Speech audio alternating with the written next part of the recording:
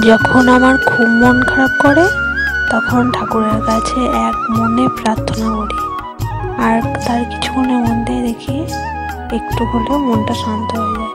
তো চলো, আজকে আমি ঠাকুর পুজো করলাম। তো আমার পুজো দেওয়া কমপ্লিট হয়ে গেছে। আর দেখো এখানে সাদা সাদা ফুলগুলো আমাদের কাছে প্রচুর ধরেছে। তো এই ফুলগুলোর নাম হচ্ছে ডিসেম্বরি ফুল। তো পুজো দেওয়ার পরে তোমার এখানে আমি সবজিগুলো কেটে নিলাম। আজকে রান্না হবে তোমার পনকা শাক। তো টাটকা ফ্রেশ শাক মাঠে থেকে তুলে ভিজতে এসেছিলো, সেটা কিনেছি। আর এখানে কুমড়োর তরকারি, সেটা আমি এখন কেটে নিলাম। আর শাকটা খেতে কিন্তু ভালোই হয়, কারণ মাঠে ফ্রেশ টাটকা শাক, তো ওই জন্য খেতে খুব সুন্দর লাগে। তার সঙ্গে বিস্কুট দিয়ে রান্না হবে শাকটা, আর হবে কুমড়োর তরকারি। এটা আজকে আমাদের মেনু।